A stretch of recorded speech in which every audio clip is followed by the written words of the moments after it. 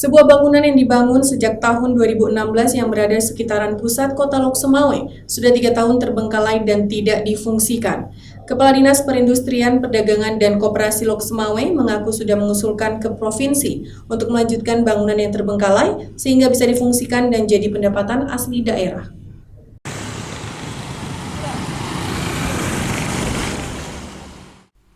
Inilah bangunan yang dibangun sejak tahun 2016 dari anggaran pendapatan belanja negara yang terbengkalai dan tidak difungsikan sudah berjalan selama 3 tahun.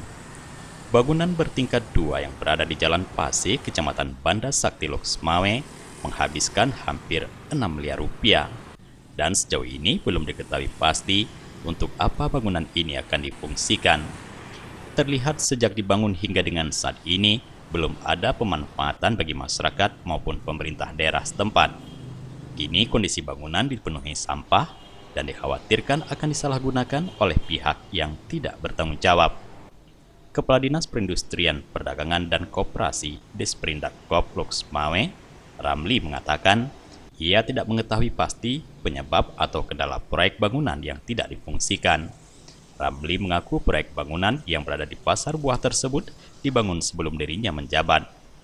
Namun saat ini pihaknya sudah berkoordinasi ke provinsi untuk mengusulkan agar bangunan tersebut dapat dilanjutkan dengan tujuan bisa segera difungsikan sehingga menjadi pendapatan asli daerah setempat.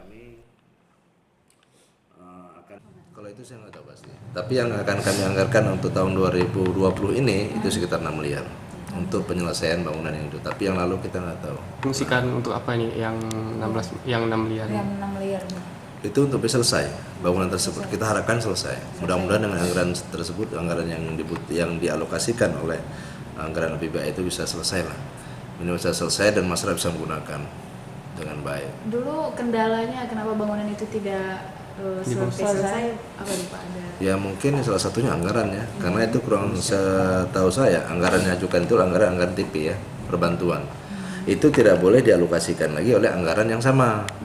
Sehingga yang boleh diajukan oleh anggaran, contoh misalnya dari PPK atau OSUS, itu boleh kan. Namun di saat ini kan saya mengetahui, mungkin Lok Sumawe selama 2 tahun yang lalu itu kan kita diterima defisit ya.